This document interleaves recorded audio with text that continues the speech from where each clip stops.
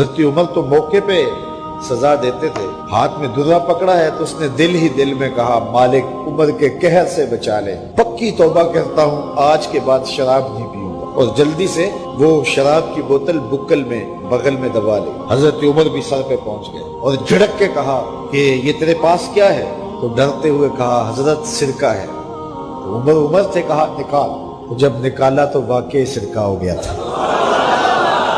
جو رب شراب کو سرکے میں بدلنے پہ قادر ہے، وہ رب گناہوں کو نیکیوں میں بدلنے پہ بھی قادر ہے۔ تو اس کے در پہ کوئی آئے تو صحیح، جھولی پھیلائے تو صحیح، ہم تو مائل بکرم ہیں، کوئی سائل ہی نہیں، راہ دکھلائیں کسے، راہ روے منزل ہی نہیں۔ کوئی اس کی دہلیز پہ تو آئے، اس کی چوکھٹ پہ تو آئے، بلکہ اس کی رحمتیں تو بہانے ڈھونڈتی ہیں۔ بشر حافی ایک بہت بڑے شرابی تھے اور زندگی شراب کے نشے میں دھت گزرتی تھی۔ ایک دن گلی سے گزر رہے تھے، کاغذ کا ایک ٹکڑا دیکھا، اس پہ رب کا نام لکھا تھا۔ یار بندہ گناہ گار ہو بے ادب نہ ہو، گناہ گار ہو بے ادب نہ ہو۔ تو کاغذ کے ٹکڑے پہ رب کا نام لکھا تھا، اس کو اٹھایا، چوما، صاف کیا، خوشبو لگائی اور اونچی جگہ پہ رکھ دیا کہ یہ میرے رب کا نام ہے، اور شراب پینے پھر میخانے میں چلے گئے۔ وقت کے ولی کو الہام ہوا، جا ڈھونڈ بشر کو اور میرا سلام دے، اور اسے کہہ کہ تیرے رب نے تیرے سارے گناہ معاف کر دیے۔ نکلا، پوچھا بشر کون ہے؟ لوگوں نے کہا وہ تو بہت بڑا شرابی ہے۔ اللہ اکبر۔ گھر پوچھا، کہا وہ شراب خانے میں۔ شراب خانے میں پیچھے چلے گئے۔ وقت کا ولی اللہ شراب خانے کے دروازے پہ دستک دے رہا ہے۔ اندر سے آواز آئی، کون؟ نام بتایا، کہا میں بشر کو ملنا چاہتا ہوں۔ کہا وہ تو نشے میں دھت پڑا ہے۔ ساقی میخانہ نے کہا کہ وہ تو نشے میں دھت پڑا ہے، کہا اسے ملنے آیا ہوں۔ تو اس نے جا کے کہا کہ باہر تیرا کوئی مہمان ہے۔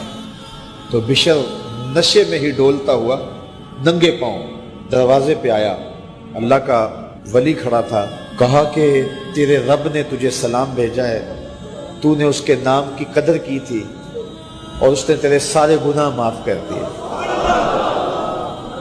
بشر حافی ننگے پاؤں تھے، اس وقت نشے میں تھے۔ نشہ شراب کا تھا، لیکن رب کا سلام آیا تو یہ نشہ اس سے بھی اوپر تھا۔ جھوم اٹھے اور کہا کہ میں اب رب کا سلام آیا ہے تو اب میں ننگے پاؤں تھا، اب ساری زندگی میں جوتا نہیں پہنوں گا۔